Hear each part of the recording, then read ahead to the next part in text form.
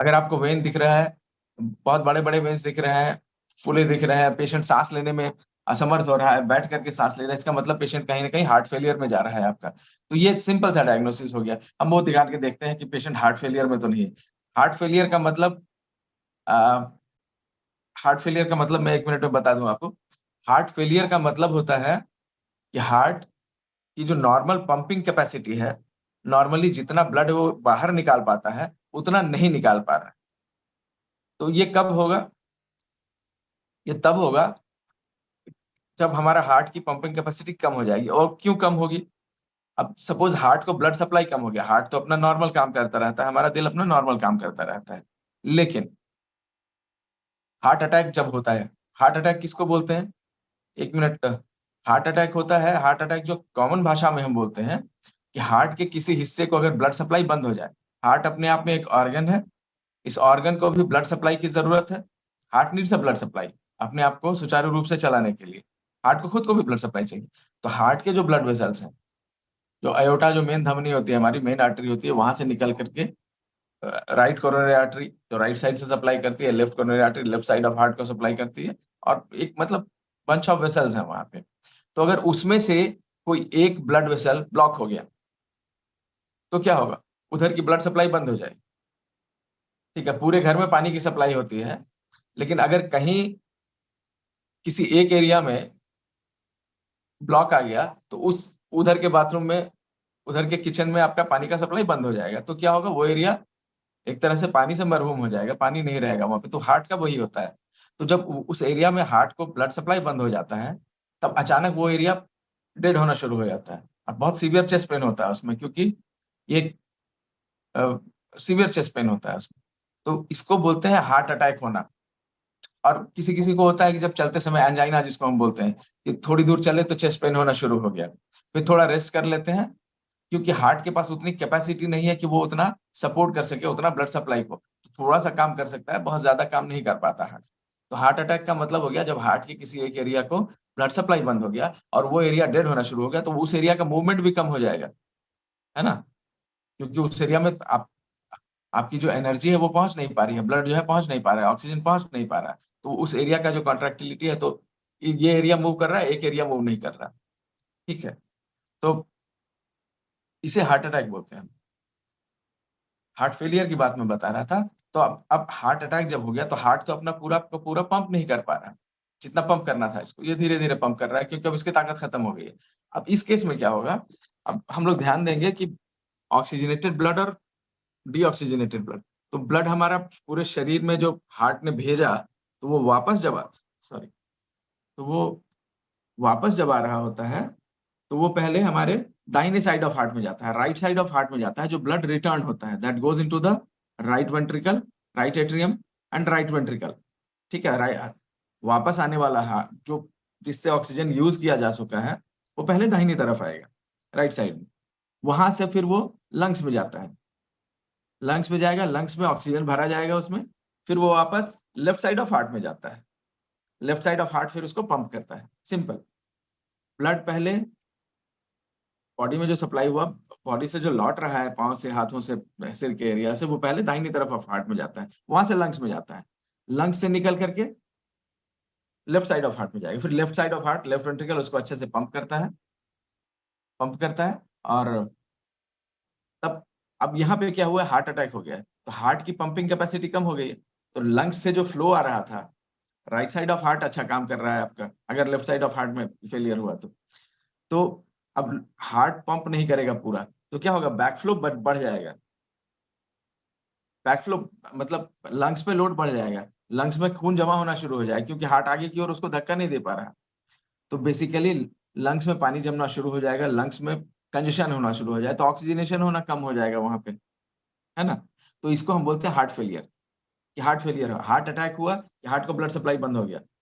लेकिन हार्ट की कमजोरी की वजह से, चाहे वायरल डिजीज की वजह से हो, किसी इन्फेक्शन की वजह से हो, टॉक्सिन की वजह से हो, पॉइजन की वजह से हो, अगर हार्ट की कॉन्ट्रैक्टिलिटी कम हो गई, तो लंग से जो ब्लड आ रहा था, जो बॉडी में प्रॉपरली सर्कुलेट होना चाहिए था, वो नहीं हो पा रहा है। ठीक है, तो ये डिफरेंस हो गया दोनों में। ठीक है, अब एक चीज आप और सुनते होंगे, एंजियोप्लास्टी, है ना? एंजियोप्लास्टी हुई उनकी। अब एंजियोप्लास्टी हुई और बाईपास सर्जरी हुई, दोनों में फर्क क्या है? आप लोग जानते होंगे, लेकिन फिर भी मैं बता दूं। एंजियोप्लास्टी होता है जो ब्लड सप्लाई की हमने बात की कि हार्ट को जो ब्लड सप्लाई हो रहा था, हार्ट को जो ब्लड सप्लाई हो रहा था, ठीक है? तो अब उसमें कैल्शियम अगर जम गया, कैल्शियम जम जाता है, प्लाक प्लाक जो जम जाता है, तो उस एरिया को ब्लड सप्लाई कम हो जाता है, अचानक चेस्ट पेन होता है, फिर हम कार्डियोलॉजिस्ट के पास जाते हैं। कार्डियोलॉजिस्ट क्या करते हैं? एंजियोग्राफी करते हैं। एंजियोग्राफी में क्या करते हैं? वो हार्ट के पास पहुंच करके एक वायर और ट्यूब्स के थ्रू पहुंच करके वहां पे डाई डालते हैं। डाई डाल करके वो देखते हैं कि हार्ट के कौन-कौन से वेसल्स जो हार्ट को ब्लड सप्लाई करते हैं वो काम कर रहे हैं, कहाँ-कहाँ पे ब्लॉक है, वहाँ ब्लॉक दिख जाएगा। अगर मान लो कि ब्लॉक बहुत छोटे-छोटे ब्लॉक्स हैं, ब्लॉक्स मैनेजेबल, तब वो क्या करते हैं? वहाँ बलून बलून एंजियोप्लास्टी बोलते हैं, एक स्टेंट लगाते हैं उसमें। वो एंजियोप्लास्टी यानी हार्ट में, हार्ट के ब्लड वेसल्स के अंदर में स्टेंट। लेकिन अगर वो इतने बड़े-बड़े लीजन्स हैं, बहुत खराब है वो, बहुत ज्यादा ब्लॉक है उसमें, पेशेंट को डायबिटीज भी है, ज्यादा चांसेस है कि दोबारा ब्लॉक हो जाएगा एंजियोप्लास्टी करने से, पतला स्टेंट डालने से। बेसिकली एक स्प्रिंग जैसा होता है, स्प्रिंग जो बॉल के अंदर में स्प्रिंग हुआ करता था, तो बहुत ही छोटा होता है, बहुत पतला, दूसरे मटेरियल का बना होता है।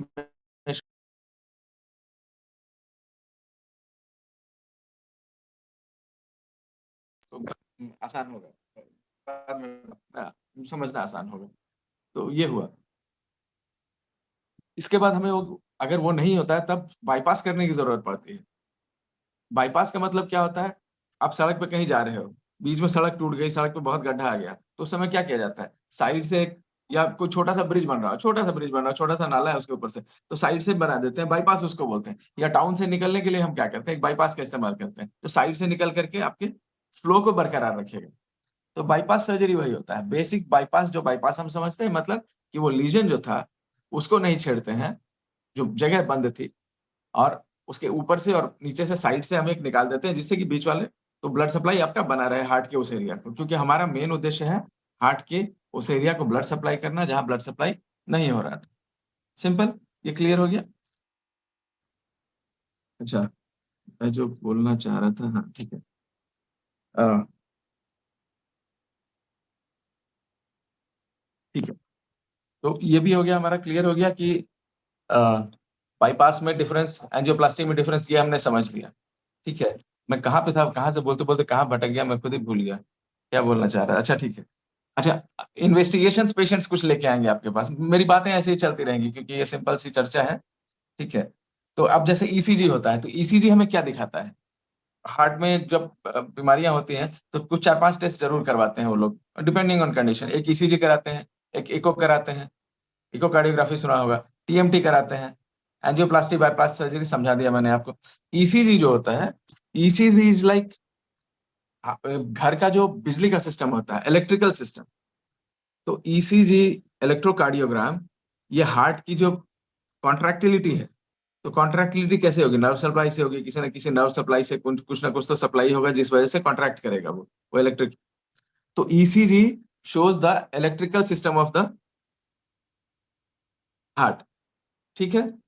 जो बिजली के घर में बिजली की व्यवस्था है, तो वैसे हार्ट में जो बिजली की व्यवस्था है, वो अगर मान लो उसमें ब्लॉक हो जाता है, हार्ट ब्लॉक जिसको बोलते हैं, हार्ट ब्लॉक, ब्लड वेसल का ब्लॉक नहीं, हार्ट ब्लॉक होता है तब जब उसकी कॉन्ट्रैक्टिलिटी कम हो जाती है। जो हम 70 बार धड़क रहा है, 80 बार, 90 बार धड़क रहा है दिल, ठीक है ना, वो अगर कम धड़कना शुरू होता है, कभी कभी आपने सुना होगा पेस मेकर लगाया गया उनको, पेस मेकर, है ना। अब पेस मेकर की क्यों जरूरत पड़ती है? क्योंकि हार्ट ब्लॉक में चला गया, ब्लॉक में चला गया मतलब हार्ट की जो, हार्ट के अंदर में ही एक स्पार्क होता है, एबी नोड, एसए नोड होता है, एबी नोड होता है, जो कि हार्ट को नॉर्मल ढंग से कॉन्ट्रैक्ट, जिस समय हम सोते हैं तो हमारे दिल को कौन चलाता है? वही एसए नोड है, जो बैठा रहता है, वो अपना काम करता रहता है, हम कुछ भी करते रहे वो दिल को धड़काता रहता है, वो फायर करता रहता है सिग्नल्स, और हार्ट चलता रहता है। तो इसी चीज को देखता है। अब अगर वहां पे एसए नोड में प्रॉब्लम होगी तो हार्ट की कॉन्ट्रैक्टिलिटी बहुत कम हो जाती है, 30 बार, 40 बार। ठीक है। किसी किसी को किसी बीमारी की वजह से कंप्लीट हार्ट ब्लॉक हो जाएगा, तो हार्ट की कॉन्ट्रैक्टिलिटी अगर कम हो जाएगी, मान लो 30 बार ही धड़क रहा है, 35 बार ही धड़क रहा है, तो क्या होगा? फिर वही होगा, पेशेंट फेलियर में जाएगा, पेशेंट को चक्कर आने शुरू हो जाएंगे क्योंकि ब्लड सप्लाई प्रॉपर नहीं हो पा रही है। तो उस केस में उनको एक पेसमेकर लगा दिया जाता है। पेसमेकर वही इलेक्ट्रिकल सप्लाई को मेंटेन करता है हार्ट के, और वो फिर हार्ट को उसको एक रेट पे सेट कर देते हैं कि 70 बार धड़केगा, कम से कम इतनी बार धड़केगा ये। तो पेसमेकर आपके बेसिकली इलेक्ट्रिकल सिस्टम को दिखाता है। इकोकार्डियोग्राम जो होता है सर, इकोकार्डियोग्राम जो बोलते हैं, इको होता है हार्ट के स्ट्रक्चर को दिखाता है कि हार्ट का स्ट्रक्चर कैसा है, हार्ट में वाल्व्स कैसे हैं, कहीं वाल्व में लीक है कि नहीं, ब्लड फ्लो कैसा चल रहा है उसके अंदर, हार्ट का कोई वॉल, कोई दीवार हार्ट की, कोई चैम्बर, कोई डायलेटेड है, कोई सिकुड़ा है, कौन सा कितना मोटा है, वो सब कैलकुलेट किया। तो घर का जो फिजिकल स्ट्रक्चर है, घर की दीवारें, घर का दरवाजा, घर की खिड़कियां, ठीक है, हवा का आना जाना कितनी तेजी से उसमें तो ये सब चीजें इकोकार्डियोग्राम बताता है। स्ट्रक्चरल ईसीजी हो गया आपका, इलेक्ट्रिकल सिस्टम को बताता है। अब एक चीज होती है टीएमटी, ट्रेडमिल टेस्टिंग। तो ट्रेडमिल टेस्टिंग में क्या करते हैं, बहुत सारे पेशेंट्स जिनको दर्द है वो तो ज्यादा चलेंगे ही नहीं, नहीं चलेंगे, नहीं काम करेंगे, वो बैठे रहते हैं, एसिडेंटरी लाइफस्टाइल है, तो हमें पता ही नहीं चलेगा कि कितना हार्ट लोड ले सकता है। तो टीएमटी में हम क्या करते हैं, पेशेंट को एक ट्रेडमिल पे चलाते हैं 10 मिनट से 5 मिनट तक उसको चलाते हैं। एक टारगेट हम सेट कर देते हैं कि इस उम्र में इतना हार्ट रेट होना चाहिए, अगर ये चलेंगे इतना हार्ट रेट अचीव करना चाहिए, इतना ब्लड प्रेशर बढ़ना चाहिए इनका, इतना मेहनत करने से। तो ट्रेडमिल टेस्टिंग हो गया। उसमें हम क्या करते हैं, ईसीजी लीड्स लगा देते हैं और कंटिन्यूअसली पेशेंट को चलाते रहते हैं, और ईसीजी के ट्रेसेस जो है वो कंटिन्यूअसली लिए जाते हैं। उसमें कोई चेंजेस आते हैं, पेशेंट को कोई दर्द होता है या चेंजेस आने शुरू हो जाते हैं, तो उसके हिसाब से फिर उसका कैलकुलेशन किया जाता है। तो ये ट्रेडमिल टेस्टिंग हो गया, ये कंटिन्यूअस ईसीजी, और वो भी स्ट्रेस के साथ में ईसीजी, स्ट्रेस के साथ में ईसीजी के लगातार वो वेव्स आते रहते हैं। ट्रेंड में सबने देखा होगा, नहीं तो रिपोर्ट देखा ही होगा आपने, ठीक है। तो ये डिफरेंसेस हो गए। एक चीज होती है हॉल्टर मॉनिटरिंग। कभी आपको आपके पास सामने आएगा कोई पेशेंट कि हमारा हॉल्टर भी हुआ था, तो आप बोलेंगे हॉल्टर क्यों, हॉल्टर मॉनिटरिंग क्यों होता है। अगर आप नहीं जानते हो तो मैं बता देता हूँ, जानते हैं बहुत अच्छी बात है। हॉल्टर मॉनिटरिंग का मतलब होता है कि कई बार होता है कि हार्ट में जो बेसिक ऑर्गेनिक डिजीजेज होती हैं, जो मैं बता रहा था, जो पेसमेकर की जरूरत पड़ती है, ठीक है, तो ईसीजी कई बार होगा, हार्ट जो है कई बार कुछ देर के लिए रुक जाता है या कुछ गलत स्पाइक्स डालना शुरू करता है। जो नॉर्मल हार्ट के जो स्पाइक्स आते हैं, नॉर्मल कॉन्ट्रैक्टिलिटी, तो कई बार होगा बीच बीच में ऑल ऑफ अ सडन आपको पाल्पिटेशन होना शुरू, टक टक टक टक टक, अचानक हुआ फिर नॉर्मल हो गया। लोग बोलते हैं पाल्पिटेशन हो रहा है, या अचानक चक्कर खा के गिर गए। तो अब वो पाल्पिटेशन तो कभी कभी होता है, दिन में किसी समय होगा, हो सकता है अब जब आप ईसीजी करवा रहे हो या डॉक्टर के पास गए उस समय पाल्पिटेशन ना हो रहा हो पेशेंट को, लेकिन कभी भी होना शुरू हो जाता है। तो उस केस में हम क्या करते हैं, 24 घंटे के लिए ईसीजी मॉनिटरिंग करते हैं। पेशेंट को ईसीजी के लीड्स लगा करके, और एक रिकॉर्डिंग बॉक्स होता है जो पेशेंट की कमर के साथ में बांध दिया जाता है, बॉक्स होता है हॉल्टर मॉनिटरिंग। तो वो अब पेशेंट उसके साथ उसको लगा के अब घर चले जाते हैं। तो पेशेंट 24 आवर्स या 48 आवर्स के लिए घर पे रहते हैं, अपना सारा काम करते रहते हैं, लेकिन वो ईसीजी लीड्स कनेक्टेड रहते हैं। तो ये क्या होता है कि ये पूरी ईसीजी की रिकॉर्डिंग जो है वो कनेक्ट, उसको फिर हम वो बॉक्स को हटा करके जब पेशेंट वापस आते हैं उसको कंप्यूटर पर डाल करके फिर एनालाइज किया जाता है कि कितने कितने देर के बाद कैसे कैसे वेव्स आ रहे थे, कितनी देर के लिए हार्ट स्टॉप हो गया था, या कितनी देर के लिए हार्ट रेट स्लो हो गया था या बहुत फास्ट हो गया था। तो इससे जो है एक वो चीज पता चलती है, हार्ट के रिदम की बात पता चलती है ना। तो ये सारी चीजें थी जो आपके सामने आएंगी, क्योंकि पेशेंट्स आजकल बहुत स्मार्ट हो गए हैं, तो वो उनको नहीं भी रहता है तो वो सब पढ़ करके आते हैं, सब चीज करके आते हैं। तो पेशेंट के स्मार्टनेस के हिसाब से हमारी स्मार्टनेस उनसे ज्यादा होनी चाहिए हमेशा। तो इसलिए हम लोगों को जानकारी होनी ही चाहिए इन चीजों की, चाहे हम कोई भी पैथी प्रैक्टिस कर रहे हो, ठीक है। अगर पेशेंट आपके पास एक्यूप्रेशर ट्रीटमेंट के लिए भी आ रहा हो, तभी वो इंटरनेट पे खोज करके आएंगे कुछ ना कुछ।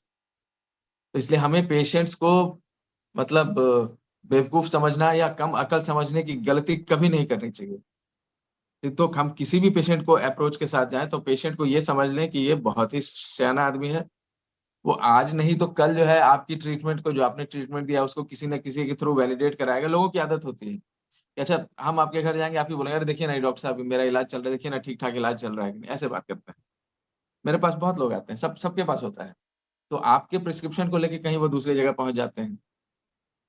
और तो पेशेंट्स को कभी अंडर एस्टिमेट नहीं। और दूसरी चीज ये, एक चीज होती है प्रोफेशनल कर्टसी, मतलब अब जैसे अ, कोई दूसरे डॉक्टर का या दूसरी पैथी का पेशेंट लेकर के हमारे पास आए प्रिस्क्रिप्शन लेकर के, तो we should always respect that कि हाँ ठीक है ये उनका विचार था, ठीक है ना, ठीक है, अच्छी बात है, आप मेरे पास आए, मैं अपने हिसाब से देखता हूँ, हम नए सिरे से सोचने की कोशिश करते हैं। कभी भी मतलब प्रोफेशनल डिसरिस्पेक्ट, डिस्कर्टसी नहीं होनी चाहिए। ये उठा करके प्रिस्क्रिप्शन फेंक दिया, बोल दिया क्या इलाज करता है ये, इसको आता नहीं है कुछ, ठीक है ना?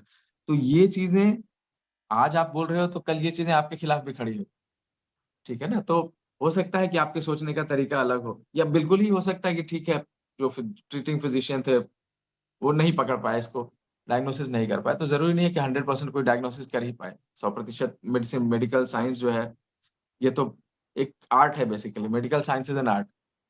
और स्पेशली एक्यूप्रेशर, एक्यूपंक्चर, ये तो एक्यूप्रेशर तो खास करके बहुत जबरदस्त आर्ट है और बहुत बढ़िया साइंस भी है। अ, अब जैसे मैं आपको बता रहा हूँ, हार्ट की बात चल रही है तो मैं हार्ट पे ही लेके चलता हूँ एक चीज को, जिससे कि समझने में एक चीज कम से कम क्लियर हो जाए और समझने में आसानी हो। अब हार्ट हार्ट मेरिडियन हो गया क्या? हो गया? Heart meridian is done. I have one question. After that you can continue. But others को भी options है, मैंने ग्रुप में लिखा है कि आपको कुछ क्वेश्चन है तो आप लोग पूछ सकते हैं। इट्स एन इंटरैक्टिव क्लास, ठीक है? क्योंकि अगर ये बोलते रहे तो ये तो आई थिंक 24 आवर्स भी हार्ट के ऊपर बोल देंगे। बट आप लोगों को भी समझना चाहिए, राइट? मेरा एक सवाल है कि अगर कोई इमरजेंसी सिचुएशन आ जाए, ठीक है, इट्स नॉट पॉसिबल कि हम हमेशा हॉस्पिटल के आसपास में रहे, या पेशेंट को जब तक हम हॉस्पिटल ले जाए, तो एक्यूप्रेशर का I have already given some tips की वो आप यूज कर सकते हो कि इमरजेंसी सिचुएशन कैसे हैंडल करें। तो व्हाट अकॉर्डिंग टू यू कि हम क्या कर सकते हैं in that case, according to you? हाँ, बिल्कुल। अब हार्ट का इमरजेंसी सपोज आता है, तो हार्ट में इमरजेंसी जो हम लोग बात कर रहे थे, हार्ट का इमरजेंसी सबसे इंपॉर्टेंट होता है या तो हार्ट फेलियर या हार्ट अटैक जो हार्ट होता है, या attack. Chest pain, sudden chest pain होना शुरू हो गया। गुड। तो इमरजेंसी को समझना पड़ेगा पहले। पहले तो हमें समझना चाहिए कि हाँ, ये हार्ट का ही पेन है, हार्ट अटैक है, और इस केस में मतलब हमें जल्दी से पेशेंट को हॉस्पिटल के आसपास या उनको मेडिकल हेल्प की जरूरत पड़ेगी, क्योंकि डॉक्टर भी आकर के घर में मदद नहीं कर पाएंगे। तो अगर आपको लग रहा है कि नहीं हार्ट का पेन है, तो रादर देन कि एक डॉक्टर अरेंज करके घर में दिखाने के कि हाँ अब डॉक्टर साहब 1.5 घंटे बाद आ रहे हैं, अरे पेन हो रहा है, भारी लग रहा है, ठीक है, तो वो ना करके हम जल्दी से अगर हॉस्पिटल की तरफ रवाना हो जाए तो पेशेंट के बचने के चांसेस ज्यादा होते हैं। अच्छा, अब हमें पता कैसे चलेगा कि ये हार्ट का पेन है, ठीक है? तो नॉर्मली हार्ट की बीमारियां जो होती हैं जवान लोगों में भी होती हैं। मतलब मैंने 22 साल के पेशेंट्स का भी हार्ट सर्जरी करवाया है, बहन और भाई दोनों को था, तो कंजेनाइटल था उनके इसमें। तो 22 साल के पेशेंट का भाई और 26 साल की बहन दोनों की बाईपास सर्जरी करवानी पड़ी, ठीक है? तो आजकल ये हमारे देश में, खास करके साउथ एशिया में, ये बहुत कॉमन हो गया है कि कम उम्र के लोगों को हार्ट अटैक्स हो रहे हैं। आप देख सकते हैं, जिम में लोग जाते हैं, जिम में डेथ हो जाती है उनकी। जिम में बहुत सारे लोग जिम में मारे गए हैं, बहुत सारे जवान लोग हैं जो जिम में उनकी डेथ हो गई है। सिंगर्स की डेथ हुई ना, सिंगर्स, फुटबॉलर्स, फुटबॉल खेलते हैं, उनको कोई बीमारी नहीं होनी चाहिए, लेकिन उनकी सडन डेथ हो जाती है। तो लेकिन नॉर्मल इसमें हम कैसे हार्ट को समझेंगे? अब हार्ट के मेरिडियन को ध्यान दीजिए, बहुत खूबसूरत चीज आपको बताने जा रहा हूँ कि मतलब मॉडर्न मेडिसिन का होने के बाद जब मैंने एक्यूपंक्चर का जब पढ़ाई शुरू की, तब मुझे आश्चर्य हुआ कि हजारों साल पहले भी लोगों को इतनी समझ थी। मतलब हमारे पूर्वज बेवकूफ नहीं थे जितने कि हम समझते हैं। हम उनको, उनकी बात को नकार देते हैं कि वो बेवकूफ थे या ऐसे थे। तो बिल्कुल ही नहीं, वो बहुत ही समझदार थे और अपने मतलब ज्ञान से, अपने एक्सपीरियंस से जो उन्होंने गेन किया था। तो हार्ट के मेरिडियन को आप ध्यान दें। हार्ट का मेरिडियन कहाँ से जाता है? हार्ट से शुरू हुआ, एक ब्रांच तो आंख की तरफ चला जाता है, एक ब्रांच नीचे इंटेस्टाइन की तरफ चला जाता है, एक ब्रांच आपके साइड से होता हुआ एक्सिला से निकल करके मीडियल साइड ऑफ होकर के यहाँ पे एक पीसीफॉर्म बोन होता है, पीसीफॉर्म के पास से होकर के, और इंडेक्स फिंगर जैसा आपने दिखाया सर, तो ये सॉरी, ये लिटिल फिंगर के रेडियल साइड पे, इसके टिप पे जाके खत्म होता है, जहां तक मुझे याद है, शायद मैं सही हूँ। लिटिल फिंगर के रेडियल टिप पे जाके खत्म होता है, मुझे याद है। अब अब आप देखिए कि हार्ट का मेरिडियन को कितने प्यार से, कितने बढ़िया से पहचाना उन्होंने। अब हार्ट का पेन कभी भी आप देखते हैं तो हम लोग जानते हैं कि चेस्ट पेन जो होता है, हार्ट अटैक का चेस्ट पेन होता है, वो ऐसा होता है, it's like a crushing pain. Pain का ये होता है, लगता है कि वो पेशेंट हमेशा हाथ ऐसे दिखाएगा, ऐसे नहीं बताएगा। अगर वो ऐसे बता रहा है, एक फिंगर से पॉइंट आउट कर रहे हैं, तो ज्यादा चांस है कि वो मस्कुलर पेन है। लेकिन जैसे ही पेशेंट ऐसे रखता है हाथ, इसका मतलब है ये हार्ट का पेन है, हार्ट अटैक का पेन है। और ये लगता है कि चेस्ट पे किसी हाथी ने पांव रख दिया, इतना भारी, बिल्कुल सांस लेने में तकलीफ होगी, इम्पेंडिंग डेथ होता है, और it's very severe pain, it's very very severe pain. Severe pain के मामले में दो तीन पेन बहुत सीवियर होते हैं। एक जो नॉर्मल डिलीवरी का पेन होता है, बहुत ही सीवियर पेन होता है। दूसरा, एक दांत का दर्द जो होता है, तो टूथ इतना सीवियर होता है, कई बार लोग अपने सुसाइड कर लेते हैं, गोली मार लेते हैं अपने आप को, इतना सीवियर पेन। और एक जो है chest pain is a very severe pain, बहुत ही बुरा पेन होता है चेस्ट पेन जो है। तो इस ढंग से अगर पेशेंट बता रहा हो, या पेशेंट बता रहा हो कि मेरा पेन जो है इधर की ओर जा रहा है, हार्ट मेरिडियन की तरफ, आप हार्ट मेरिडियन तो ज्यादातर यही बोलते हैं कि लेफ्ट साइड रेडिएशन होता है पेन, कई बार राइट साइड रेडिएशन भी हो सकता है, कई बार हो सकता है कि ये नहीं हो करके सिर्फ आपके जबड़े में ऊपर की ओर पेन जाए, कई बार बैक पेन हो सकता है, डिपेंडिंग ऑन कि कौन सा एरिया इन्वॉल्व हो रहा है उसका।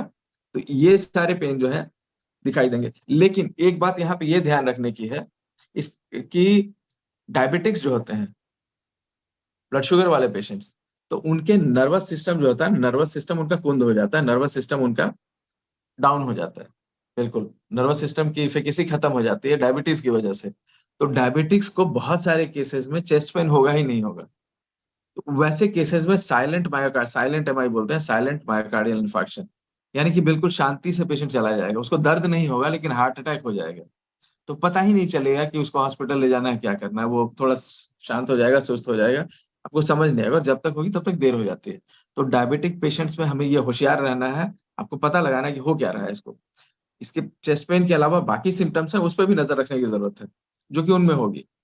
अचानक बहुत सीवियर घबराहट होने लगी, बहुत सीवियर घबराहट होती है, बहुत जबरदस्त घबराहट होती है, स्वेटिंग होने लगता है, नौजिया होगा, उल्टी की टेंडेंसी होगी या उल्टी होगी, चक्कर खा के गिर सकता है, ठीक है ना। तो ये सारी चीजें भी जो है, घबराहट, पाल्पिटेशन हो सकता है वैसे केसेस में, ठीक है। तो इन चीजों का भी हमें ध्यान रखना है कि इसके साथ में एसोसिएटेड क्या है, क्योंकि कई बार होता है कि हम लोग इसको गैस बोल करके बोलते हैं, अरे नहीं गैस चढ़ रहा है, गैस चढ़ रहा है, गैस का पेन भी ऐसे ही चढ़ता है। ईसोफेगस में अगर इन्फ्लेमेशन हो या सीवियर गैस्ट्राइटिस हो, तो ईसोफेगस का भी ब्लड सप्लाई, नर्व सप्लाई जो है इधर से ही है। तो कई बार होता है कि ईसोफेजाइटिस का पेन भी इधर जाता है। तो लेकिन हमें इसको रूल आउट कर लेना होगा कि ये हार्ट का ही पेन है, और बेटर है कि इसको गैस ना बोल करके पहले एक बार जाकर के ईसीजी करा लें, चेकअप करा लें, ठीक है। अगर कुछ नहीं है तो बहुत अच्छी बात है, आप क्लियर हो गए। अगर है तो पेशेंट की जान बच सकती है इससे। अच्छा, और जब आ, अब पेशेंट को अगर हम हॉस्पिटल ले जा रहे हैं, ठीक है ना, तो अब हमारे पास में टाइम है, हमने हार्ट के चैनल के बारे में पढ़ रखा है, ठीक है ना। तो HT3 हार्ट 3 का पॉइंट जो है, हार्ट 3 का पॉइंट ये बिल्कुल चेस्ट पेन के लिए है। तो हार्ट 3 के पॉइंट को आप उस समय स्टिमुलेट कर सकते हैं by the time you are दूसरी चीजें, एम्बुलेंस अरेंज हो रहा है या कुछ अरेंज हो रहा है, ठीक है। तो आप हार्ट 3 के पेन को वो पॉइंट को जब स्टिमुलेट करेंगे, HT3, तो वो सर्टेनली बेनिफिट देगा आपको। इसके बाद HT5, हार्ट 5, ये जो है खास करके पाल्पिटेशन हो गया, पाल्पिटेशन हो गया, एंग्जाइटी हो गई, चेस्ट पेन हो गया, है ना। तो HT5 पॉइंट जो है ये भी मदद करेगा वहां पे। एक तीसरा पॉइंट है HT7, हार्ट 7। हार्ट 7 जो है पाल्पिटेशन, चेस्ट पेन, एंग्जाइटी को तो कम करेगा ही करेगा, लेकिन इसका सबसे बढ़िया इफेक्ट जो है वो माइंड को काम करना, शांत करने का ये करता है, क्योंकि उसमें घबराहट बहुत होती है। जितनी घबराहट होगी आपका हार्ट बीट उतना बढ़ेगा, एंग्जाइटी बढ़ेगी, आपका सिंपैथेटिक सिस्टम ज्यादा काम करेगा, हार्ट रेट बढ़ेगा, हार्ट पे लोड बढ़ेगा। तो ये विशियस साइकिल बन जाता है। इस साइकिल को तोड़ने के लिए तो हार्ट 7 जो है बहुत इंपॉर्टेंट है। तो हार्ट 3, हार्ट 5, हार्ट 7, तो इसमें आपका कामिंग इफेक्ट, शांत करने का इफेक्ट है, और पाल्पिटेशन, चेस्ट पेन, एंग्जाइटी तीनों में हेल्प करता है ये। हार्ट 7 की एक और खासियत है कि अगर आपको नींद नहीं आ रही है रात में, इंसोम्निया है, तो इंसोम्निया के लिए बहुत ही सुंदर पॉइंट है ये। आप हार्ट 7 को स्टिमुलेट करेंगे तो आपका दिमाग शांत होगा, आप आराम से बिल्कुल नींद में जा सकते हैं। तो ये सब हम कर सकते हैं वहां पे, ठीक है ना। अगर पेशेंट को, अगर पेशेंट मान लो ब्रीथ नहीं कर पा रहा है ठीक से, तो पेशेंट को हम थोड़ा प्रॉप्ड अप पोजीशन में रखते हैं सीधा, क्योंकि अगर मान लो हार्ट फेलियर में जा रहा है पेशेंट, तो लंग्स पे फ्लूइड का लोड बढ़ रहा है, लंग्स में ब्लड का लोड बढ़ रहा है, तो पेशेंट को हम थोड़ा सा उठा के रखते हैं 30 डिग्री, 40 डिग्री, या बिठा करके, पेशेंट ऐसे ही खुद ही बैठने की कोशिश करेगा, ऐसे लेके सांस लेने की कोशिश करेगा। तो जो भी सपोर्टिव मेजर्स होते हैं उस समय हम दे सकते हैं उनको, ठीक है ना।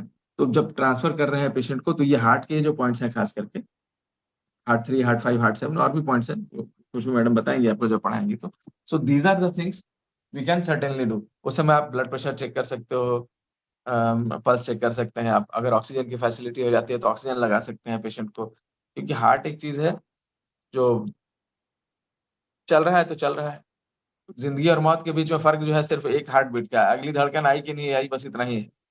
अगली धड़कन आई तो आप जिंदा हैं, अगली धड़कन नहीं आई तो आप नहीं है इस धरती पे। और हाँ, एक चीज जो मैं बताना चाह रहा था अभी हार्ट के बारे में है, तो एक और चीज है, एक चीज गोल्डन आवर कंसेप्ट होता है। गोल्डन आवर जो है, गोल्डन आवर बोलते हैं शाम के समय को और सुबह के समय को, जिस समय सूरज जो है 6 डिग्री धरातल से 6 डिग्री ऊपर, और शाम के समय धरातल उससे 6 डिग्री के एंगल पे जब होता है, तो उस समय जो सूरज की किरणें निकलती हैं, तो वो जो है शरीर के लिए बहुत ही लाभदायक होती है। बड़ा ही गोल्डन किस्म का, बहुत ही खूबसूरत खुशनुमा माहौल होता है। इसीलिए सूर्य नमस्कार करना और छठ पर्व में जो हम लोग देखते हैं कि डूबते हुए सूरज को भी और उगते हुए सूरज को जो अर्घ्य प्रदान करते हैं हम लोग छठ में, तो ये सब बहुत ही साइंटिफिक था एक्चुअली, है ना? बहुत ही साइंटिफिक चीजें थी। नेचर के बिल्कुल पास रहते थे, क्योंकि हम नेचर से ही हैं, हम प्रकृति से ही हैं। प्रकृति नहीं है तो हम कुछ भी नहीं, प्रकृति नहीं है तो हम कुछ भी नहीं। तो अ, तो गोल्डन आवर कंसेप्ट होता है कि मतलब वो जो खूबसूरत पीरियड है, तो गोल्डन आवर यानी 60 मिनट का जो पीरियड होता है एक पेशेंट के लाइफ में। जैसे कोई सीवियर एक्सीडेंट हुआ, या सडन हार्ट अटैक हुआ, या सडन स्ट्रोक हुआ ब्रेन में, ऑल ऑफ अ सडन आप देख रहे हो कि पेशेंट बात करना बंद कर दिया, एक अंग चला गया, गिर पड़े, अनकॉन्शियस हो गए। तो वैसे केसेस में हम एक्यूप्रेशर की तरफ से जो करना है हम करेंगे, ठीक है ना? एक्यूप्रेशर के बहुत सारे पॉइंट्स हैं जो अनकॉन्शियसनेस में, कोमा में, ठीक है, ये सब में काम, ब्लड प्रेशर बढ़ा हुआ है, ये सब में बहुत सारे काम आते हैं। लेकिन गोल्डन आवर का मतलब होता है कि आपको आइडेंटिफाई करना है, because acupressure, acupuncture can not treat many emergencies, ठीक है ना? और हमको उसको आइडेंटिफाई करना है, so that the patient becomes normal. और तब आपके पास आता है, तब फिर आप उसको रिहेबिलिटेट करने में बहुत मदद कर सकते हैं, वापस उनके लाइन पे लाने में मदद कर सकते हैं। तो एक्यूट इमरजेंसीज जो होती हैं, वैसे केसेस को आइडेंटिफाई करके हमको उनको गोल्डन आवर यानी 60 मिनट के अंदर में अगर हम हॉस्पिटल पहुंचा देते हैं उनको, तो वो इम्पोर्टेंट है। क्योंकि सपोज ब्रेन में ब्लीड हुआ किसी को, या हार्ट अटैक हुआ, हार्ट की एक आर्टरी जो है, उसका ब्लड वेसल पूरा ब्लॉक हो गया है। अब हम कार्डियोलॉजिस्ट के पास ले जाएंगे तो जितनी जल्दी ले जाएंगे, क्योंकि हार्ट के उस एरिया को ब्लड सप्लाई बंद है, तो धीरे धीरे करके उसका ऑक्सीजन सप्लाई तो खत्म हो रहा है, जो भी स्टोर था वो खत्म हो रहा है, और धीरे धीरे डेड होना शुरू हो जाएगा। और एक बार जब परमानेंटली डेड हो जाता है, फिर वो दोबारा रीजनरेट नहीं होता हार्ट हार्ट का। ये थोड़ा बेहतर हो सकता है बाद में सर्टेनली, लेकिन तो जितना बचा सके उसको, तब क्या करते हैं उस समय, एंजियोग्राफी करेंगे डॉक्टर। एंजियोग्राफी करके अगर पूरा ब्लॉक है तो ब्लॉक को खोल देते हैं वो इमीडिएटली।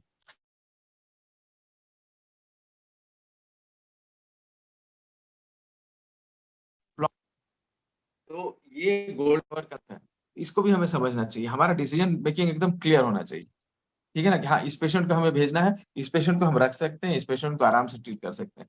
क्रोनिक डिजीजेस जहाँ पे पेशेंट सपोज डिस्मेनोरिया का पेशेंट है, बैक पेन का पेशेंट है, फ्रोजन शोल्डर का पेशेंट है, या बहुत सारी डिजीज है, बहुत लगभग हर चीज में एक्यूप्रेशर हेल्प कर सकता है, लेकिन हमें वही पहचानना है।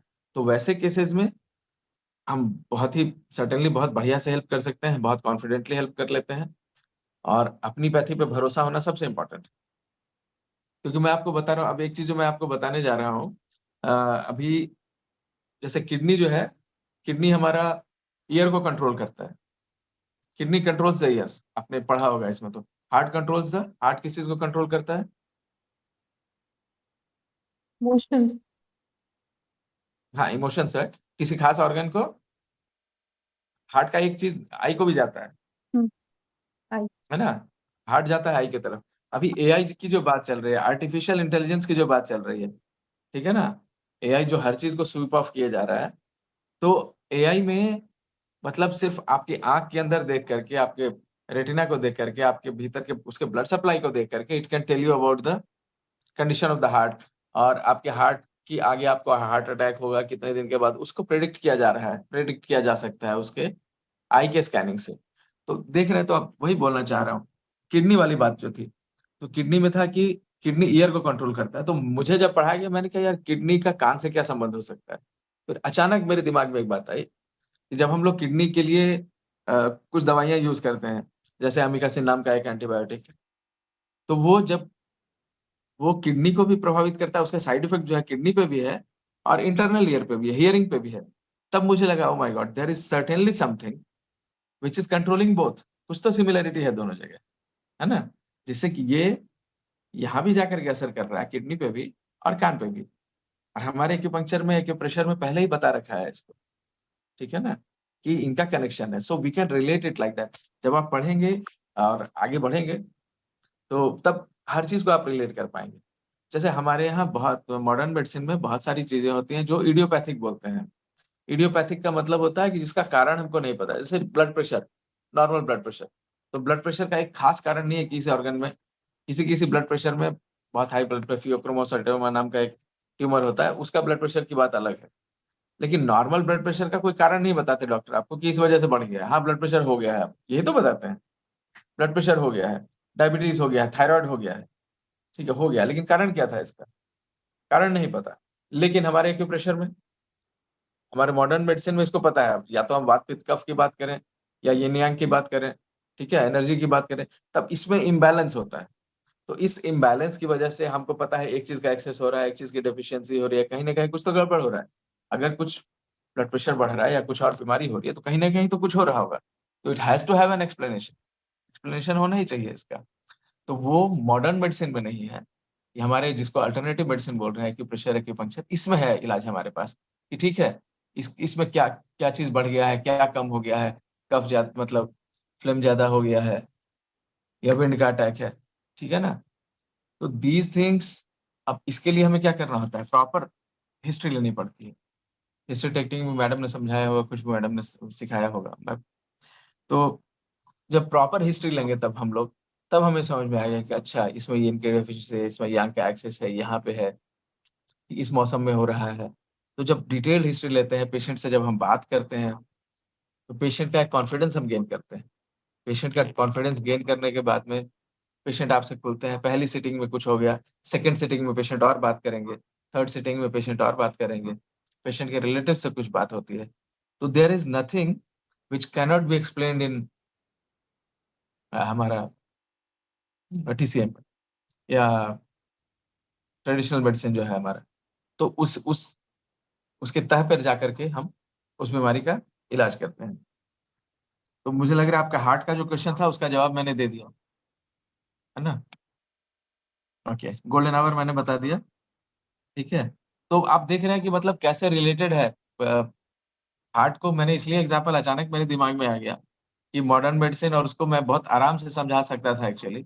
तो एक सिस्टम हमारा क्लियर हो जाएगा कि हाँ, हार्ट मॉडर्न मेडिसिन से कैसे रिलेटेड है, बिल्कुल मतलब हम साथ साथ चल रहे हैं, ठीक है ना। तो अगर हमारा लाइफस्टाइल वैसे बचपन से ही वैसे रहे, लाइफस्टाइल का था कि जैसे घर में पूजा होती थी तो माँ आती थी, एक तुलसी का पत्ता, सारे बच्चों को एक एक तुलसी का पत्ता एक पकड़ा देती थी। तुलसी का पत्ता जो होता है क्षारीय होता है, यानी अल्कलाइन होता है, अल्कलाइन होता है। तो तुलसी पत्ता आपके बॉडी को ऐसे ही वो अल्कलाइज करता रहता है, बॉडी की एसिडिटी को खत्म करता रहता है, बॉडी में जो फ्री रेडिकल्स बनते रहते हैं उनको हटाता रहता है। तो इस वजह से क्या होगा, आपको कभी हार्ट अटैक ये सब बीमारियां होंगी ही नहीं। लेकिन वो लाइफस्टाइल है हमारा। तो अब हमने क्या किया, घर में तुलसी का पत्ता को हटा दिया, घर में जाके कैक्टस लगा दिया, है ना। लोग कैक्टस लगाने लगे हैं तुलसी पत्ता की जगह। तो दैट्स व्हाट, जब जैसे ही आप अपने नेचर से, अपने बुजुर्गों के संस्कार से, अपने ट्रेडिशन से दूर जाते हैं हम लोग, तो वहाँ नेचर अपना कमाल दिखाना शुरू कर देता है ना। अब टर्मेरिक हो गया, हल्दी हो गई, अदरक हो गया, जिंजर हो गया, ये सारी चीजें विदेशों में सबको पेटेंट किया जा रहा है। बहुत साल से ह्यू एंड ट्राई चल रहा है इस पे कि हाँ, अमेरिका ने पेटेंट कर लिया, ये कर लिया, वो कर लिया। आपको किसने मना किया था, ठीक है ना। इसमें पेटेंट तो हो भी नहीं सकता, ये सारी नेचर की दी चीजें हैं। तो ये मार्केट अलग चीज है, मार्केट का कोई कैरेक्टर नहीं होता, बाजार का कोई चरित्र नहीं होता है, ठीक है ना। वो पैसा कमाने की बात अलग है, लेकिन बाजार का कोई चरित्र होता नहीं। तो माँ बाप तो हमें खाना वही चाहिए बेसिकली जो हमारे दादा नाना खाया करते थे, दादाजी दादी जी नानी, जो घर में बनाया करते थे, घर में खाया करते थे। मतलब कोई भी खाने को 4 घंटे से ज्यादा रखा नहीं जाता था। खाना बनाया, खाया, उसी समय खत्म। दोपहर की फिर तैयारी, रात की फिर तैयारी। कोई फ्रिज नहीं, कहीं कुछ नहीं, कोई बीमारी नहीं। तो ये सारी चीजें हैं। इसके बाद एक चीज जो मैं बात करना चाह रहा था। हार्ट अटैक के समय क्या नोजिया एंड वॉमिटिंग क्या टेंडेंसी भी रह सकता है क्या? हाँ हाँ, बताया मैंने। हार्ट अटैक के समय नौजिया वॉमिटिंग की टेंडेंसी होती है, वॉमिटिंग, फ्रैंक वॉमिटिंग हो सकता है, बिल्कुल हो सकता है। बहुत एंजाइटी रहेगा, बहुत ज्यादा एंजाइटी रहती है, और स्वेटिंग होता है, बहुत ज्यादा पसीना, ऑल ऑफ अ सडन पसीना आना शुरू होगा। तो ये सारी चीजें हम लोग को नेग्लेक्ट नहीं करनी होती हैं। बैक पेन, शोल्डर पेन या jaw pain. Jaw pain jaw एक pain, back pain, shoulder pain, कई बार जॉ पेन हो सकता है, सिर्फ सिर्फ जॉ पेन हो सकता है। ठीक है ना, तो ये डाइसी है सिचुएशन, लेकिन आपको समझ में आना चाहिए कि हाँ ये जो है ठीक नहीं लग रहा है, तो क्योंकि अगर हमारे सिर्फ यहाँ जॉ बहुत सारे। पेन नहीं, जस्ट सॉरी टू इंटरप्ट, आप बोलिए फिर I'll ask। नहीं नहीं, बोलिए, जॉ पेन। अगर सिर्फ जॉ पेन है एंड अगर उस पेशेंट को हार्ट अटैक का टेन अभी मतलब ऐसा कुछ सिम्टम्स है, पेशेंट को हो रहा है लेकिन हमें लग रहा है कि जॉ पेन ही है, लेकिन उसको वो चीज हो रहा है, तो हम कैसे आइडेंटिफाई करेंगे उसको? एग्जैक्टली कैसे आइडेंटिफाई, उस जॉ पेन के साथ में नॉर्मली बाकी सिम्टम्स भी होंगे, या तो नोजिया वोमिटिंग हो सकता है, या स्वेटिंग हो सकता है। जॉ पेन होने का तो कोई रीजन होगा, या तो कोई दांत खराब होगा, कुछ होगा, चोट लगी होगी तभी, नहीं तो कोई बिना रीजन के अगर जॉ पेन हो रहा है। You are muted.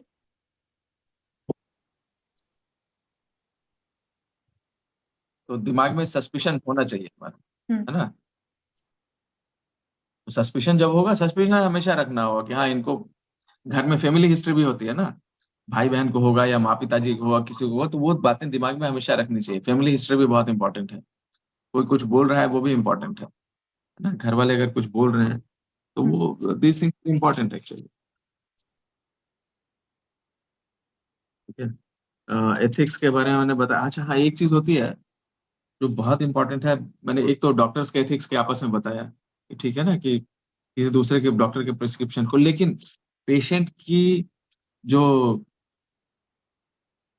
कुछ डिटेल्स होती हैं, पेशेंट जो अपनी वाइफ को भी नहीं बताएंगे, अपने हस्बैंड को भी नहीं बताएंगे, अपने रिलेटिव्स को नहीं बताएंगे, वो सिर्फ आपको आके बताते हैं, है ना। तो उसका रेस्पेक्ट हमें रखना चाहिए। We should not be disclosing that to even their relatives without their consent. ठीक है ना, अनटिल अनलेस कि पेशेंट को बिल्कुल जान का खतरा हो, या पेशेंट के रिलेटिव्स को जान का खतरा हो, या कोई बीमारी होने का डर हो, तब तक हमें उनकी उस बीमारी को डाइवल्ज करने का अधिकार नहीं है। एक तो ये इलीगल है, लीगल भी नहीं है, एथिकल भी नहीं है। ठीक है ना। अब जैसे किसी पेशेंट को पाइल्स की बीमारी है, तो बहुत लोगों के लिए एम्बेरसमेंट की चीज होती है। बीमारी बीमारी है, डॉक्टर्स के लिए हाँ ठीक है, आप ठीक है, रोज ही ऑपरेशन कर रहे हैं हम लोग, हमारे लिए नहीं है वो। लेकिन अगर चार लोगों के बीच में, अरे डॉक्टर, अरे कहीं बाजार में मिले, अरे आपका पाइल्स का ऑपरेशन किया था, कैसा है अभी, तो चार लोगों के सामने हम वैसे बात नहीं कर सकते। या लिफ्ट में भी पेशेंट के बारे में डिस्कस नहीं, हम डॉक्टर्स जाते हैं लिफ्ट में, जा रहे हैं, बात कर रहे हैं, तो वो भी हमें डिस्कस नहीं करते। पब्लिक के सामने में उनकी प्राइवेसी, इस रेस्पेक्ट को मेंटेन करना होता है। ठीक है ना। अच्छा, ये पेशेंट का इन्वॉल्वमेंट एक होता है, हम तो इलाज कर रहे हैं, ठीक है, लेकिन पेशेंट्स इन्वॉल्वमेंट इन ट्रीटमेंट, ठीक है ना। तो पेशेंट, आप में तो बहुत सारे लोग सब मतलब योगा जानते ही होंगे, है ना। योगा पे बहुत सारे क्लासेस कर रखी हो, कुछ लोग योगा ट्रेनर भी हैं, मैंने देखा था वहां पे। ठीक है, कुछ लोग योगा ट्रेनर हैं। और लेकिन पेशेंट को कैसे भरोसा दिलाना है, पेशेंट को कैसे कनेक्टेड रखना है अपने साथ में। आपने एक बार प्रेशर देने के लिए 3 बार सिखा भी दिया उसको, वो घर में भी ले रहा है, ठीक है, लेकिन how does he believe it, and how does he get involve in the treatment. तो जैसे पुराने जमाने में क्या करते थे डॉक्टर लोग, मान लो कोई बहुत कमजोर हो गया है पेशेंट, तो वो क्या करते थे, पेशेंट को बोल देते थे ठीक है अपना अंगूर छील के खाइएगा। अब पेशेंट के पास तो काम करने के लिए कुछ है नहीं, सारा दिन बैठा रहेगा, वो गर्दन इधर उधर करता रहेगा, और वो बगल के पेशेंट से बात सुनेगा, तो नेगेटिव बातें होंगी या पॉजिटिव बातें होंगी, वो भी हो सकता है। लेकिन पेशेंट का इन्वॉल्वमेंट, तो बोलेंगे नहीं अंगूर आप छील के खाइएगा, तो उसको लगेगा अच्छा अंगूर के छिलके में कुछ ऐसा है जो हमको हटा के खाना है। अब वो बैठ के छीलता रहेगा, अब वो 45 मिनट अंगूर छीलेगा एक एक, ठीक है। तो that is one kind of involvement, उसका ध्यान बीमारी के ऊपर से हट जाता है। ठीक है ना। वो तो ध्यान बीमारी के ऊपर से कैसे हटाया जाए, क्योंकि पॉजिटिविटी लानी जरूरी है, पॉजिटिविटी लानी जरूरी है। तो हमारे जो नर्वस सिस्टम है हमारा, तो ब्रेन हो गया, स्पाइनल कॉर्ड हो गया, ब्रेन, स्पाइनल कॉर्ड, इसके बाद आता है आपका पेरिफेरल नर्व्स, जो हमारी बाकी बॉडीज को सप्लाई करता है। और एक चीज जो होती है वो है sympathetic nervous system, parasympathetic nervous system. तो जो हमारे मतलब शास्त्र के हिसाब से ईड़ा नाड़ी, पिंगला नाड़ी जो हमने पढ़ रखा है, ठीक है ना, वो नाड़ियां जो है तो सिंपैथेटिक, पैरासिम्पैथेटिक सिस्टम। तो सिंपैथेटिक सिस्टम जो होता है ये फाइट एंड फ्लाइट का है। Fight and flight, fight flight flight, मतलब जैसे ही कोई स्ट्रेसफुल सिचुएशन आता है तो हमारा दिल की धड़कन बढ़ जाती है, हमको क्रोध आने लगता है, गुस्सा आने लगता है, हमारा दिल की धड़कन, सांस तेज चलने लगती है, ठीक है ना, स्ट्रेसफुल सिचुएशन आने से। और जब मान लो हम योग करते हैं, भजन करते हैं, कुछ और करते हैं, अच्छा संगीत सुनते हैं, तो क्या होता है, वो शांत होना शुरू हो जाता है। तो उस समय पैरासिम्पैथेटिक नर्वस सिस्टम काम करने लगता है। तो ये इसका बैलेंस चलता रहता है। ऐसा नहीं है कि सिंपैथेटिक नर्वस सिस्टम खराब है या पैरासिम्पैथेटिक खराब है। सिंपैथेटिक है कि हर समय हार्ट रेट बढ़ा देता है, नहीं, उस समय उसकी आपको जरूरत है ना। अगर आपने शेर को देखा, आप बोले नहीं कुछ नहीं हुआ है, कोई प्रॉब्लम नहीं है, आराम से सीना तान के चलेगा उसके सामने, तो वो खा जाएगा आपको, ठीक है ना। शेर नहीं समझेगा इनका पैरासिम्पैथेटिक सिस्टम एकदम नॉर्मल है, छोड़ देना चाहिए, ठीक है ना। तो वो जैसे झगड़ा हो रहा है, कहीं पे दंगा हो रहा है, या कोई किसी लड़की को छेड़ रहा है, आप उसको बचाना चाह रहे हो, ठीक है ना, तो उस समय आपका सिंपैथेटिक सिस्टम हाइपर एक्टिव होता है। उस समय आप क्रोध में आते हो, जितनी ताकत आपको पता भी नहीं कि आपको उतनी ताकत है, उतनी ताकत से आप जाके भिड़ जाते हो, लड़ लेते हो, ठीक है। तो ये आपका सर्वाइवल इंस्टिंक्ट है basically, that is the sympathetic nervous system. वो सर्वाइवल इंस्टिंक्ट है बेसिक, वो बचाने की कोशिश करता है आपको, किसी भी स्ट्रेसफुल सिचुएशन के लिए तैयार करता है। पैरासिम्पैथेटिक नर्वस सिस्टम, तो हमारा बीमारी में क्या काम करना होता है हमारा, कि पैरासिम्पैथेटिक नर्वस सिस्टम को एक्टिवेट करना होता है कि हार्ट रेट शांत रहे, दिमाग शांत रहे, सांस प्रश्वास ठीक से चलती रहे हमारी, ठीक है ना। अब इसके लिए क्या कर सकते हैं हम लोग, इसके लिए फिर मतलब कुछ व्यायाम जो होते हैं जो बेड रिडन पेशेंट भी कर सकता है, उसको कैसे इन्वॉल्व किया जाए। वो तो डिप्रेशन में रहेगा, बेड रिडन है, बिल्कुल हिल नहीं पा रहा है, लेकिन फिर भी कुछ चीजें होती है वो कंट्रोल कर सकता है। कुछ चीजें होती है जो आपके कंट्रोल में, हार्ट रेट को आप कंट्रोल नहीं कर सकते खुद से, ठीक है ना, अनटिल आप बिल्कुल शांत हो जाए। योगी लोग कर पाते हैं उसको, सब लोग हार्ट रेट नहीं कर। लेकिन एक चीज है जिसपे हमारा कंट्रोल है, वो है सांस। सांस पे हमारा कंट्रोल है, हम धीरे ले सकते हैं, जोर से ले सकते हैं, ठीक है ना। तो अब जैसे कुछ, अब सूक्ष्म प्राणायाम जो होते हैं वो बहुत ही सिंपल सा चीज है, लेकिन रिलैक्सेशन के लिए बहुत आसान है। हम बैठे रहते हैं, कभी ऐसे करते हैं, कभी आंख बंद करके सांस धीरे से सांस लेते हैं, लेकिन हमें एक प्रॉपर मेथड नहीं पता होता उसका, कि कैसे हम आगे बढ़ सकते हैं उसमें। सूक्ष्म प्राणायाम के साथ है कि हम कहीं भी बैठ के कर सकते हैं, हम कंप्यूटर पे काम कर रहे हैं, या एक बेड रिडन पेशेंट है, ठीक है। अब जेंटल मसाज हो गया हेड पे, हाँ, टेम्पल पे, स्कैल्प पे, तो धीरे धीरे मसाज कर सकते हैं हम लोग, धीरे धीरे सिंपल सर्कुलर मसाज कर सकते हैं, ठीक है। हम लोग क्या करते हैं, जब थक जाते हैं तो हम लोग ही तो खुद यही करते हैं, ओफ। ये ये बेसिक इंस्टिंक्ट है हमारा, अपने आप होता है ये। हमें कुछ सोचने की जरूरत पड़ती है, आप अचानक सिर पे हाथ ऐसे चला जाता है, अरे यार ये क्या हो रहा है। तो दिस इज हाउ, ये नेचर ने हमको खुद ही दे रखा है ये, nature has given this to us, कि ठीक है ये एक्टिवेट करोगे तो। अब जैसे कॉन्स्टिपेशन होता था, मैं भटक रहा हूँ थोड़ा, कॉन्स्टिपेशन के समय ये चिन्ह जो होता है मिड, तो ये चिन्ह पे यहाँ प्रेशर देने से, सवेरे आप जब बॉवल रिलीज करने जाते हो तो यहाँ प्रेशर देने से आपका बॉवल क्लियर होता है। इसलिए आप गांव में देखते हैं, जब वो बैठते हैं, जब स्क्वाटिंग पोजीशन में बैठते हैं तो हाथ ऐसे रखते हैं लोग, जब नीचे बैठ कर गए तो हाथ ऐसे रखते थे। हाथ ऐसे रखने से क्या होता है, ये पॉइंट प्रेस होता है, कॉम्प्रेस होता है ये चिन के बीच का, एंड दैट रिलीव्स कॉन्स्टिपेशन। तो ये अननोइंगली करते हैं, हमको हमको अच्छा लगता है, ठीक है, अननोइंगली वी डू दैट, क्योंकि नेचर ने ये इंस्टिंक्ट बना रखा है हमारे लिए, ठीक है। अब हेड टेम्पल स्कैल्प का मसाज हो गया, तो ये दिस स्टिमुलेट्स द ब्रेन, ये ब्रेन को ब्लड सप्लाई बढ़ाएगा, ठीक है। अब हमारी आईब्रोज है, आईब्रोज को 5-6 बार हमको प्रेस करना है, थंब और इंडेक्स फिंगर से। आप करके देखें, आंख बंद करके करें इसको दोनों साइड, ये कितना अच्छा फील होगा।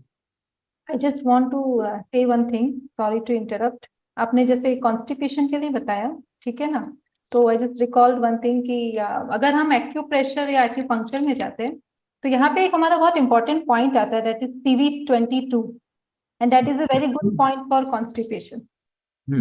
तो how we can relate it, मैं सबको यही बताना चाहती हूँ कि हम लोग कितना अच्छे से रिलेट कर सकते हैं चीजों को, ठीक है। बिल्कुल। तो this is a very good for point for constipation, इसके बहुत अच्छे रिजल्ट्स है इस पॉइंट के, राइट। तो जस्ट ओके, ठीक है ना, आईब्रोज को हमने पिंच किया, अब आप पिंच पिंच करेंगे दिन के शाम के समय, आप पिंच करोगे तो हल्का हल्का एकिंग भी होगा, हल्का हल्का पेन भी होगा, आपको हल्का सा फील होगा आपको अच्छे से। आप करें, उसके बाद देखिए आपको कितना अच्छा फील होता है। आप करते रहें, 5 मिनट करें सब लोग, 2 मिनट करें, कुछ देर तक करें, आप देखें कितना अच्छा फील होगा।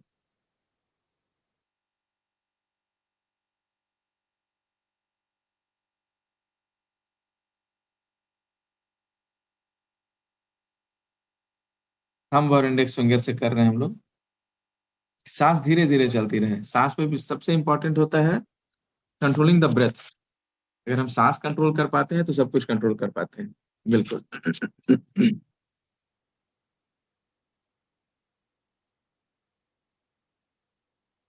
ठीक है। योगा का जो मेन पर्पस है हमारा सर, आप देखेंगे, आप थोड़ा सा ब्राइट हो जाता है इंसान। जो आलस था वो चला गया, है ना, आलस चला जाता है, क्योंकि ब्रेन को ब्लड सप्लाई, ब्रेन और इस एरिया को ब्लड सप्लाई, आंखें आपकी ये हो जाती हैं, you start feeling good, all of a sudden आपका ये चला जाता है। तो योगा का मेन पर्पस जो है ना, वो स्पिरिचुअल और मेंटल पावर दोनों, स्पिरिचुअल और मेंटल पावर को अनलीश करना, उसको रिलीज करना। और फिजिकल बेनिफिट्स तो हैं ही उसके, लेकिन जब आप स्पिरिचुअल, एक चीज देखा गया है कि जो योगा करते हैं उनमें ड्रग ड्रग एडिक्शन बहुत कम होता है। इसलिए बच्चों को बचपन से ही योगा सिखाया जाता है। जिन स्कूल में भी योगा की क्लासेस होते हैं, बचपन से वहां के बच्चे कम ड्रग ड्रग एडिक्ट होते हैं। क्योंकि योग जो है ना, योगा करने से जो हमारे गुड हार्मोन्स रिलीज होते हैं, ठीक है, अब डोपामिन हो गया, सेरोटोनिन हो गया, तो ये दीज आर गुड हार्मोन्स, तो ये रिलीज होते हैं। तो अब जैसे कोई नशा करने वाला होता है, ठीक है, तो उसको वहां से किक मिलता है। लेकिन हमारे यहाँ अच्छा म्यूजिक सुनने से उससे भी डोपामिन रिलीज होता है। अच्छा म्यूजिक सुनना हो गया, योग हो गया, तो इससे जो ये गुड हार्मोन्स रिलीज होते हैं, तो फिर आपको किसी नशे की जरूरत नहीं पड़ती। एक नशेड़ी जो हर समय नशे में रहता है, एक योगी जो होता है वो हर समय उसी चरमावस्था में रहता है। योगी जो होता है हर समय ब्राइट रहता है, हर समय ब्रिलियंट रहता है। तो उसको अलग से किसी दवाई की जरूरत नहीं पड़ती, क्योंकि हम अंदर से जनरेट कर लेते हैं उसको योग के माध्यम से, अपने सांस पर कंट्रोल करके। तो ये योग जो है ना, वो हमारा स्ट्रेस हार्मोन्स को एक कामिंग इफेक्ट देता है। क्योंकि स्ट्रेस के अंदर हमको पता है कि वो सिंपैथेटिक नर्वस सिस्टम और कॉर्टिसोल जो है वो रिलीज होता है हमारा। ठीक है ना, ईड़ा पिंगला की बात कर ही दी। ब्लड जो होता है हमारा योग करते समय, वो towards the endocrine system, endocrine system की ओर हमारा ब्लड जो है वो ज्यादा फ्लो होता है उसका। हमारा इम्यूनिटी फंक्शन इंप्रूव होता है इससे। सबसे इंपॉर्टेंट है कि हमारा इम्यूनिटी फंक्शन इंप्रूव होता है, हमारी ब्रीदिंग बेटर होती है, हमारा सब कुछ होता है, गुड हार्मोन्स। तो हमें नॉर्मल इन्फेक्शंस जो होते हैं वो होने के चांसेस बहुत कम रहते हैं। तो अभी कोविड के बाद भी देखा गया कि जो लोग प्राणायाम करते थे, जो लोग प्राणायाम करते थे, आप जैसे जो प्राणायाम है हमारा, सिंपल प्राणायाम जो है, अनुलोम विलोम हो गया, भ्रामरी हो गया, भ्रामरी, अनुलोम विलोम, कपालभाति, ये सब जो करते थे, जिनके लंग्स स्ट्रांग थे, इस वजह से उनको कोविड ने कम इफेक्ट किया। क्योंकि कोविड ने जो सबसे ज्यादा इफेक्ट किया, किस चीज को इफेक्ट किया, हमारे लंग्स को। इसके बाद हमारे सॉफ्ट टिश्यूज को, थायराइड को, पैनक्रियाज को। तो अभी हो ये गया है कि ज्यादातर लोगों को कोविड के आफ्टर इफेक्ट्स के रूप में डायबिटीज बहुत लोगों को हो रहा है, थायराइड बहुत लोगों को हो रहा है, थायराइड की बीमारियां हो रही है, जो सॉफ्ट टिश्यूज को इफेक्ट किया था। तो और जो नेचर के ज्यादा करीब थे, गांवों में भी बीमारी कम हुई कोविड। सबसे ज्यादा ये हुई हवाई जहाज में उड़ने वालों में। यानी जो सबसे ज्यादा रिच इंडिविजुअल थे, सबसे ज्यादा पैसे वाले थे, जिनका इम्यूनिटी लेवल कम होता है, एक्सरसाइजेस कम होती है, इम्यूनिटी लेवल कम हो सकता है वो जिम में जाते हो। लेकिन योग की जो बात है, नेचर के नजदीक रहने की जो बात है, और खान पान में जो विषाक्त भोजन कम करने की बात है, या एक्सेस फूड नहीं खाने की जो बात है, तो वो ऐसे लोगों में कोविड जैसी बीमारियां कम हुई। बिल्कुल प्रूफ है। कोविड का कोई इलाज निकला अभी तक? कोई इलाज नहीं निकला। 3 साल हमने झेला है इसको। बहुत रेमडेसिविर से लेकर के क्या क्या यूज नहीं किया हमने, बहुत कुछ चीजें यूज की, कितना बेनिफिट हुआ कहना मुश्किल है। लेकिन एक खास की नहीं, इसके खिलाफ ये बीमारी है। मलेरिया के लिए हमारे पास क्लोरोक्विन है, हमको पता है क्विनिन है, क्लोरोक्विन है, ऐसी दवाइयां हैं। कोविड के लिए कोविड वैक्सीन, वैक्सीन की अभी किसी का भी कहना पता नहीं है। वैक्सीन लिया हमने, ठीक है, वी आर प्रोटेक्टेड। क्वेश्चन नहीं करना है उसको, ठीक है, बिकॉज वो साइंटिफिक रिसर्च है। साइंस अपनी जगह काम करता रहेगा। साइंस के प्रोग्रेस को रोकना भी नहीं चाहिए, रुकेगा भी नहीं, क्योंकि एक चीज जिसका टाइम आ जाता है वो चलता रहता है, जिस चीज का टाइम आ जाता है। तो यही चीज है हमारे यहाँ कि योग जो है वो हमें एक अपने जो नॉर्मल धरातल है उसे ऊपर करके रखता है। तो एक सटल कॉन्फिडेंस के लेवल पे रहते हैं, एक हमारा कॉन्फिडेंस बना रहता है, हमारे अंदर ऊर्जा रहती है। अब देखिए हम लोग हमेशा बोलते रहते हैं कि इस्लाम में बहुत अच्छा है, 5 बार वो लोग सवेरे उठ के नमाज़ पढ़ते हैं, हाथ-पाँव धोते हैं, ठीक है ना? और वो करते भी हैं, रिलिजियसली करते हैं उसको। आपको किसने मना किया सूर्य नमस्कार करने से? वो तो सिर्फ 5 बार बैठ रहे हैं, ठीक है, घुटना मोड़ रहे हैं, झुक रहे हैं, स्पाइन ठीक है उनका, सब चीज़ ठीक-ठाक है, अच्छी बात है बिल्कुल। सिर झुका रहे हैं, ब्लड सप्लाई ब्रेन की ओर बढ़ रहा है, that is scientific. Physical activity है, इट्स साइंटिफिक और उस समय आप मन भी शांत करते हो अपना, दिन में 5 बार अगर आप मन शांत करते हो अपना, बात सही है। लेकिन आपको किसने मना किया कि आप सूर्य नमस्कार ना करो? सवेरे उठ करके अगर आप सूर्य नमस्कार करते हो या शाम को करते हो, कभी सूर्य नमस्कार करो। सूर्य नमस्कार अपने आप में कितने आसन हैं? 7 आसन है, तो अब सब मिला दो तो 12 आसन है सूर्य नमस्कार में। तो इतने आसन एक साथ हो जा रहे हैं, पूरा का पूरा स्पाइन आपका करेक्ट हो जा रहा है, पूरा का पूरा मेरुदंड करेक्ट हो जा रहा है आपका, ठीक है? हर चीज़ मतलब स्ट्रेचिंग से लेकर के सब चीज़ आप सवेरे के लिए तैयार हो जाते हो। नेचर के हिसाब से सूर्य सूर्य सवेरे जागता है, हम उस समय जागते हैं और सूर्य नमस्कार करते हैं। तो कितनी बढ़िया पद्धति थी हमारी, ठीक है ना? तो हम शुरू कर ही सकते हैं, जितना जिससे हो सके, करना चाहिए हम। और एक चीज़ और देखा गया है कि योग करने वालों में, खास करके जो भ्रामरी प्राणायाम करते हैं, योग करने वालों में ब्रेन में जो 2 चीज़ें होती हैं, ग्रे मैटर होता है, एक व्हाइट मैटर होता है। तो ग्रे मैटर जो होता है हमारे इंटेलेक्ट को, यानी हमारा जो सोचने-समझने की कैपेसिटी, ठीक है?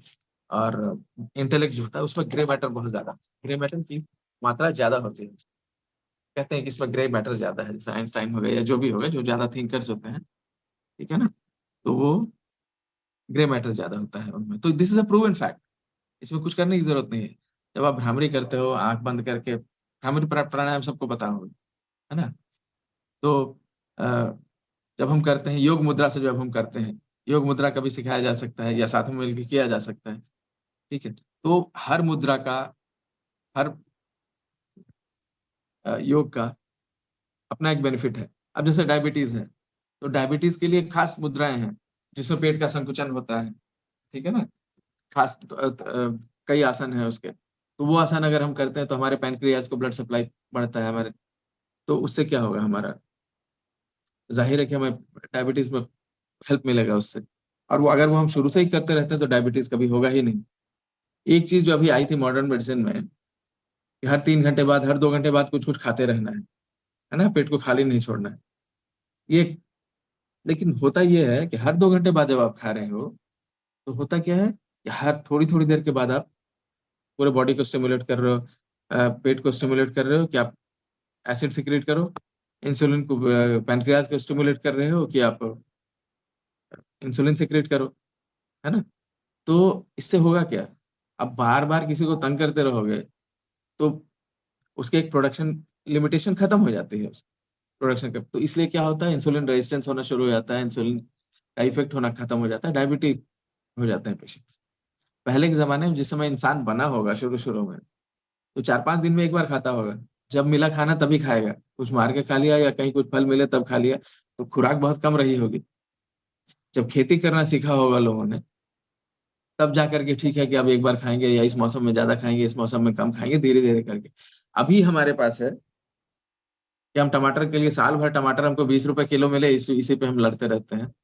टमाटर तो पूरे साल खाने की चीज़ नहीं है, अगर टमाटर पूरे साल खाने की चीज़ होती, तो नेचर ने टमाटर को पूरे साल ही उगाया होता, है ना? लेकिन अभी हम उसको फर्टिलाइज़र डाल करके या कुछ भी करके स साल भर के लिए अवेलेबल कर दे रहते हैं, क्योंकि हमको पनीर की डिशेज़ बनानी है, तो चिकन में डालना है, मटन में डालना है, जो भी है, जैसे भी है, ठीक है ना? या कुछ नहीं होता है तो हम सॉस बना लेते हैं, उसका सॉस बना करके उसमें ऊपर से प्रिजर्वेटिव्स डाल करके वो खाते रहते हैं। तो सर्टेनली अब टमाटर का छिलका हो गया या बैंगन का छिलका हो गया, तो ये जो उसकी कवरिंग जो होती है, उसको खाने से ना यूरिक एसिड की मात्रा बढ़ती है शरीर में, यूरिक एसिड बढ़ेगा, ठीक है? तो अब आप साल भर टमाटर खा रहे हो तो क्या होगा? बॉडी को तो प्यूरिफाई होने का मौका ही नहीं मिलता है, बॉडी को प्यूरिफाई होने का मौका नहीं मिलता है। तो इसलिए वो एक नेचर से सम्मत जो है, तो इस पे पेशेंट्स को, इस पे हमारा काम है, मतलब हम जो भी थेरेपिस्ट हैं, हम जितने लोग बैठे हैं यहाँ पे, तो ये हमारा काम है एक्चुअली कि अपने आस-पास की सोसाइटी को हम ट्रेन करते रहें। डॉक्टर का या हीलर जो हैं हम, तो हीलर्स का काम होता है कि फिज़िकल हीलिंग तो करना ही, सोसाइटी को एक नई दिशा देना। और ऐसा नहीं है कि हम कुछ नया काम करने जा रहे हैं, ये हमारे यहाँ था, हम छोड़ के भटक गए हैं इसको, हमको दोबारा वापस लाना है इसको। इतना ही काम करना है, बहुत ज़्यादा तो कुछ करना है नहीं हमको।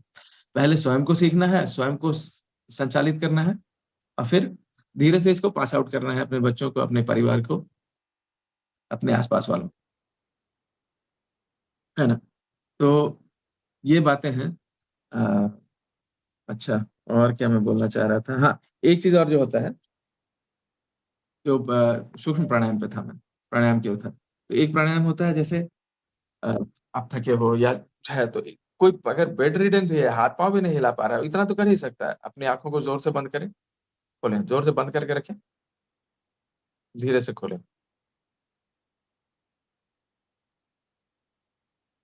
और जब बंद करते हैं, धीरे से बंद करते हैं ज़ोर से, तब साँस छोड़ते रहें। जब आँखें खोलते हैं, तो साँस लेते रहें। धीरे से बंद करें, साँस छोड़ें, खोलते समय साँस लें।